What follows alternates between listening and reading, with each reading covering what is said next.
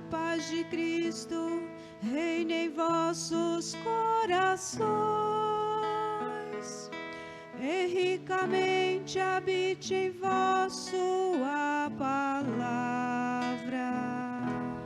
Aleluia, aleluia, aleluia, aleluia, aleluia, aleluia, aleluia,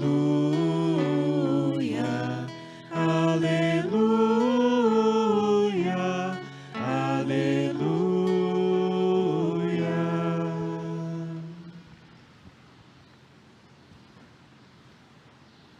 O Senhor esteja convosco.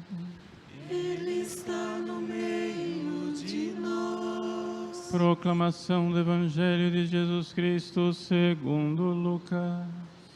Glória a vós, Senhor.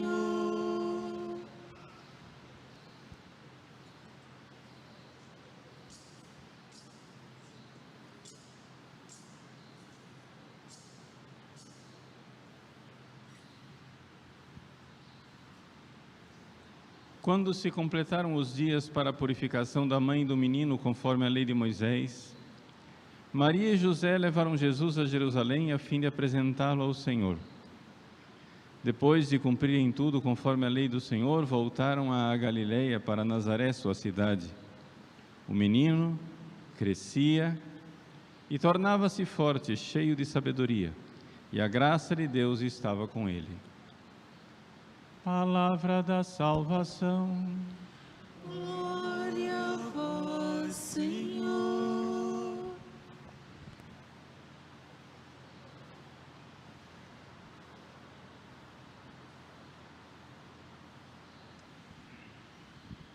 Meus queridos irmãos e irmãs, celebramos a festa da Sagrada Família de Jesus, Maria e José. E celebrar a Sagrada Família nos dá a ocasião de pensarmos a respeito daquela grande missão que nós temos de Deus, de ser família.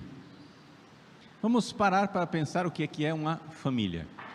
Família é um grupo de pessoas ligados à missão de gerar a vida. Mas vamos explicar melhor. Vejam, só existe família onde existe a geração da vida. Vida física ou vida espiritual. A vida precisa ser gerada.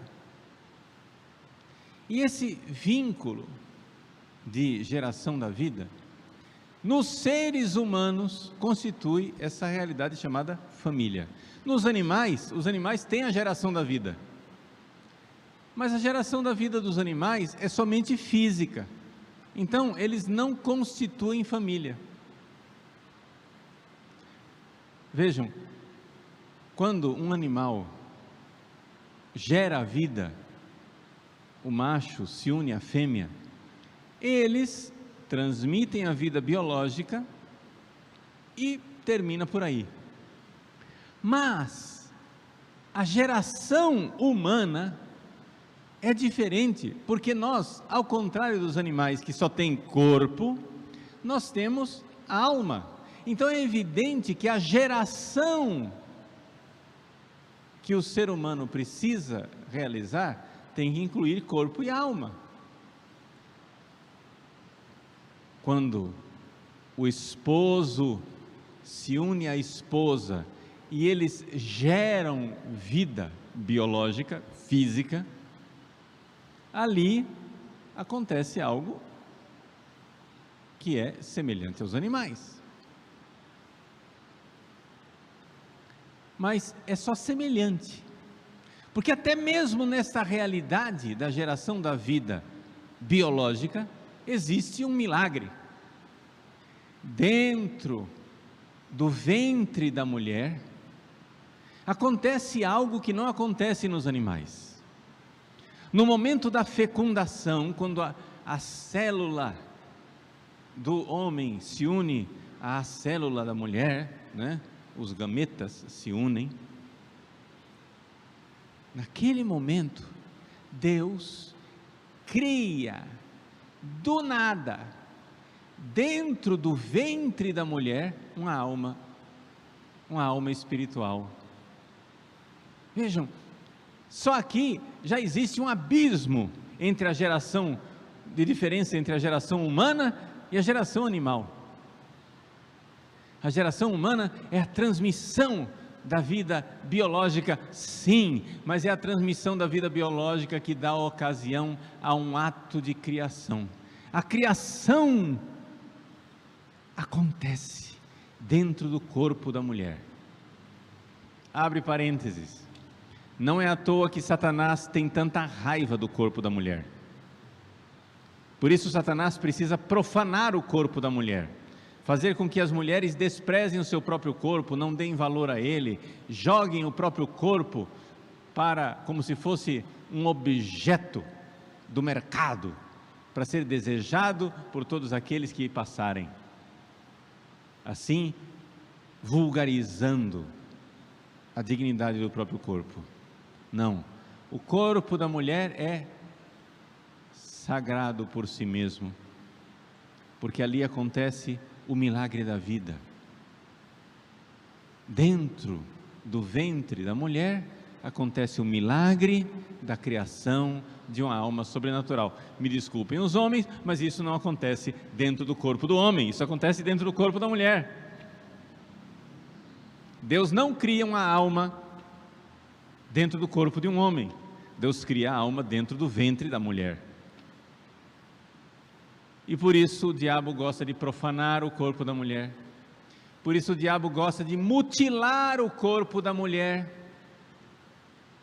torná-lo infecundo.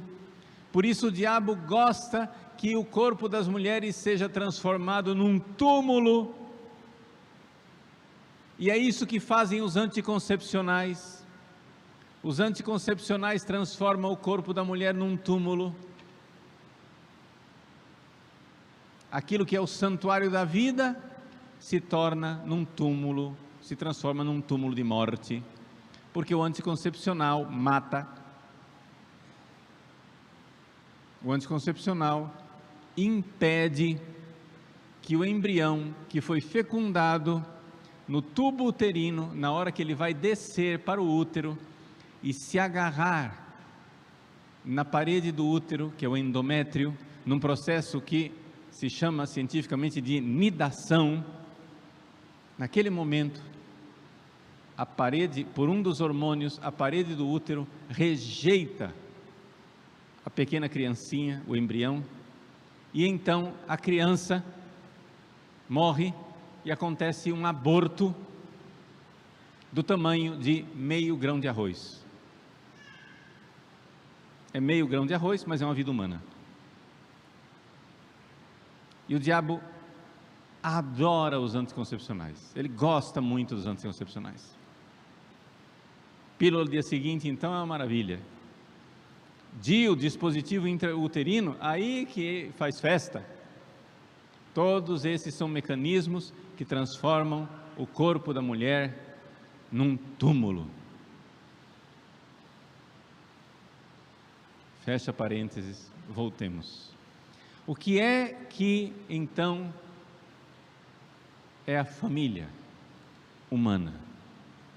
Uma vez gerada a vida biológica, uma vez que o pai e a mãe transmitem a vida em ato primeiro, aquela vida é somente uma espécie de potencialidade, porque é uma flor em botão, já é uma rosa em botão, já é uma rosa, mas ela é uma rosa que ainda não realizou todas as suas potências. Então o que é que acontece? Acontece um segundo ato, o ato espiritual. Ou seja, qualquer um que teve filho e que já pegou um bebê recém-nascido nos braços, sabe muito bem que aquela criança precisa ser estimulada para que brote, brotem aqueles atos próprios da vida. o ato do entendimento, o ato da vontade, o ato de amar, o ato de adorar a Deus. Todos esses são atos próprios do ser humano que precisam ser ensinados. A criança recém-nascida, ela está ali, sim, já é um ser humano, mas ela está bastante ausente nos seus atos próprios humanos. Ela vive numa espécie de torpor, e aí a mamãe vai estimulando, vai fazendo pequenos gestos, vai estimulando e instigando a criança. Para quê? Para que naquele pequeno corpinho o cérebro desperte e possa brotar a alma. Por exemplo, um gesto simples, quando você tem um bebê e você aproxima o seu rosto do bebê e ele reconhece um rosto humano e ele sorri. Meus queridos, ali já é a alma despertando. Nenhum macaco faz isso. Você já notou que somente o ser humano sorri? Somente o ser humano ri de alegria? Por que é que somente os seres humanos riem de piadas? Porque ali existe um princípio de racionalidade, de espiritualidade, que não está presente nos animais, mas isso precisa ser despertado dentro de nós. É aquilo que nós chamamos de educação. O estímulo externo vai fazendo com que aquela flor em botão que é a criança desabroche e possa realizar atos maravilhosos. Agora, você que é pai, você que é mãe, não banalize a sua paternidade e a sua maternidade no simples ato de procriação animal. Isso é uma banalização. Faz o ato sexual, gera a vida e é por isso que é pai. Não! É claro que é pai. Mas o vínculo espiritual entre o pai e o filho, entre a mãe e o filho, esse vínculo espiritual, ele é verdadeiro, ele não é uma invenção cultural. O vínculo espiritual entre pai, mãe e filho, filha, é um vínculo real, que eleva a paternidade, a maternidade humana, o ato de geração humano, a um nível superior ao dos animais. E é algo que realmente existe. Por quê? Porque realmente existe a alma. A alma não foi uma invenção cultural. Nós vemos o efeito da alma. Nós não somos somente um cérebro mais desenvolvido do que os macacos. Alguns gramas a mais de massa encefálica é a diferença entre o cérebro humano e o cérebro de um macaco. A diferença entre um cérebro humano e o cérebro de um macaco não é qualitativa, é só quantitativa. Alguns gramas a mais. E no entanto, a diferença da vida de um ser humano e de um macaco é enorme. Não é só quantitativa, é qualitativa. Nós podemos sorrir, nós podemos amar, nós somos livres. O macaco não é livre. O macaco é arrastado pelos seus desejos carnais. Nós não, nós temos desejos carnais e podemos dizer: não, não quero, não vou, não faço. Nós somos livres. O macaco é arrastado. Nós podemos dizer não, assim como nós podemos dizer sim. O macaco jamais abraçará a cruz por amor a alguém. Nós podemos abraçar a cruz por amor a alguém. Isso é um fenômeno humano, gente. Não estou falando só de cristãos, não. Até os pagãos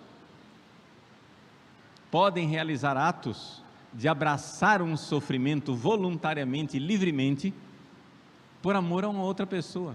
de se sacrificar pelo outro. Isso existe, isso é um fenômeno humano, e isso não se explica simplesmente porque nós temos um cérebro um pouco maiorzinho. Isso se explica porque nós temos alma. Pai, mãe, o seu filho, a sua filha tem uma alma. E se você acha que gerar o seu filho é somente fecundá-lo e depois colocá-lo no mundo, então você está equiparando você e o seu filho aos macacos. Mas nós não somos macacos. Nós temos uma capacidade espiritual, e essa capacidade espiritual precisa ser despertada. É o que nós chamamos de educação. Na educação, o seu filho, a sua filha precisa, número 1, aprender a verdade, e número 2, adquirir as virtudes. Essas são as duas coisas principais que um pai e uma mãe precisa fazer com seu filho, e é você, pai, e é você, mãe, quem tem que fazer isso. O que é que está acontecendo? Por que é que a nossa sociedade está ficando louca? Porque papai e mamãe saem para trabalhar, para ganhar dinheiro, e deixam os filhos, e deixam a alma dos seus filhos como presa para as armadilhas do demônio, que estão em tudo quanto é lugar.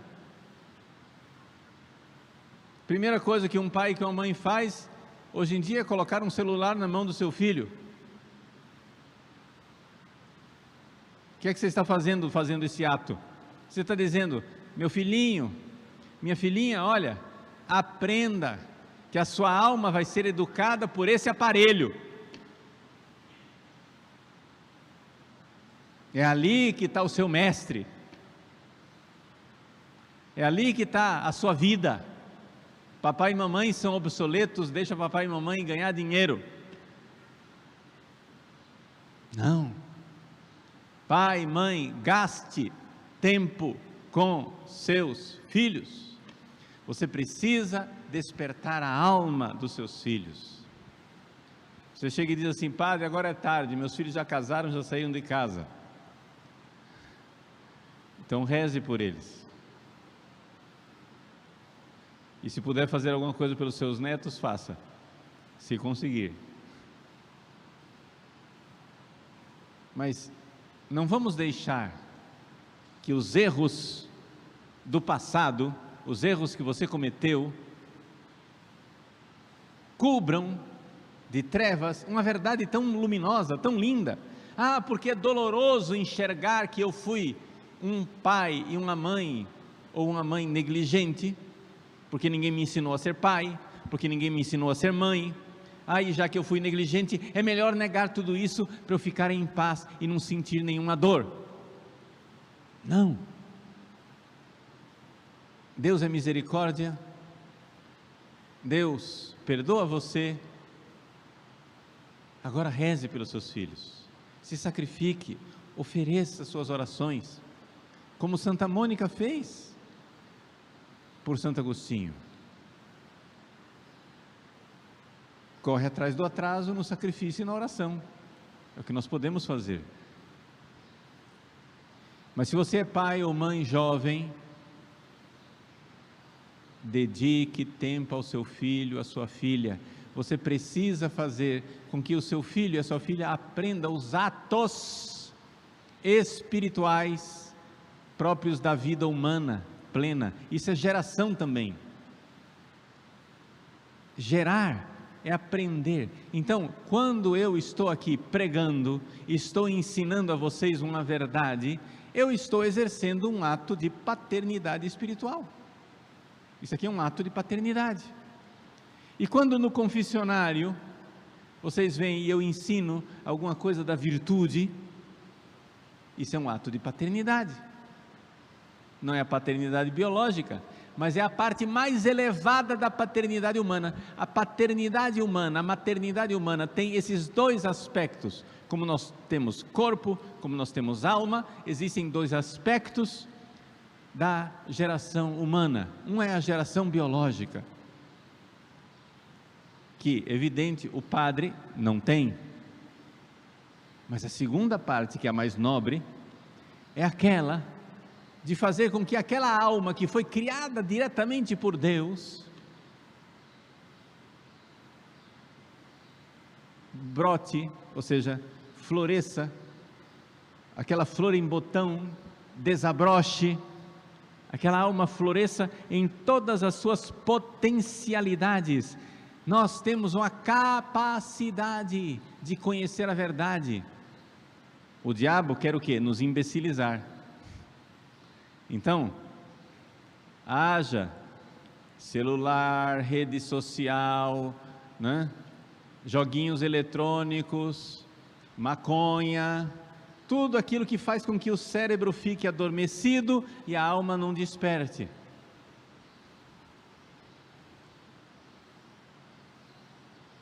Nós somos chamados a estimular os nossos filhos a que essa potencialidade espiritual desperte. Então, se você não pode ser, por alguma razão, pai ou mãe biológico, você pode ainda realizar o ato mais digno da paternidade humana e da maternidade humana, que é fazer com que o seu filho espiritual, sua filha espiritual, conheça a verdade e fazer com que seu filho espiritual, sua filha espiritual, adquira as virtudes. Essa é a parte mais digna, mais elevada, mais luminosa da geração humana. E é isto que faz com que a gente seja família. Por quê? Porque os animais têm geração, mas não têm família. É essa parte espiritual que constitui a família. Então nós ouvimos na oração da coleta, não é? Deixa eu pegar aqui o missal.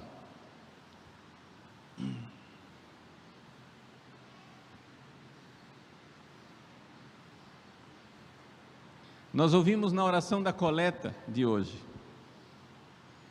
ó Deus de bondade, que nos desse a Sagrada Família como exemplo. As pessoas ficam pensando assim: como que pode ser exemplo? Um pai que é adotivo, uma mãe que é virgem e um filho que é Deus. Não dá para imitar isso. Como que eles podem ser exemplo? Não, eles não vão ser exemplo na questão da geração biológica, porque a geração biológica de Jesus é toda milagrosa e misteriosa. Concedei-nos imitar em nossos lares as suas virtudes. Ah, aqui eles são exemplo. Por quê? Porque a família não é só a geração biológica. Claro que tem a geração biológica também, mas o mais elevado, o mais sublime da família é a parte espiritual, porque se fosse só geração biológica, os macacos teriam família, mas os macacos não têm família, os macacos só têm geração. Então, imitar as virtudes, para que unidos pelos laços do amor, eis aí, a família humana é unida pelo laço do amor. Eu quero o bem do outro. Possamos chegar um dia às alegrias da vossa casa. Por quê? Porque a família humana tem uma finalidade: elevar os nossos filhos para o céu. Nós precisamos nos dar conta disto. Educar para o céu. Gente, a televisão, o computador e o celular não irão levar o seu filho para o céu. Os videogames, a turminha, a gangue, e me desculpe dizer, as escolas, não irão levar os seus filhos para o céu. Se você que é pai, você que é mãe, não investir na geração desta realidade mais sublime do ser família, você não será família. Então depois, não fique admirado que a família se esfacela. Mas padre, eu sempre dei bom exemplo para os meus filhos. Mas não basta dar exemplo, minha senhora, não basta dar exemplo, meu senhor, precisa ensinar a verdade desde cedo, tem que ensinar mesmo. Ah, mas eu não quero fazer isso com meu filho, porque meu filho tem que ser livre para escolher. Você não põe a verdade no coração do seu filho, não se preocupe. O mundo não vai ficar de braços cruzados, vai colocar a mentira. Se você não colocar a verdade, alguém colocará a mentira. Não pense que seu filho vai escolher. No processo educacional, no início do processo educacional, seu filho tem muito poucas escolhas. Ele não tem o que escolher. Você que tem que escolher por ele. Seu filho não escolhe que língua ele vai falar. Ele nasce num ambiente em que se fala português, ele não escolheu. Seu filho não escolheu ser brasileiro, não escolheu falar português. Por que então seu filho tem que escolher a religião dele?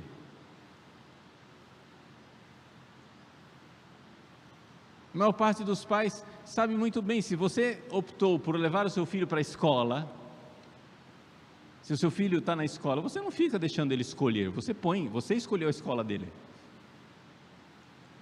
E se ele não vai, você toma providências para que ele vá.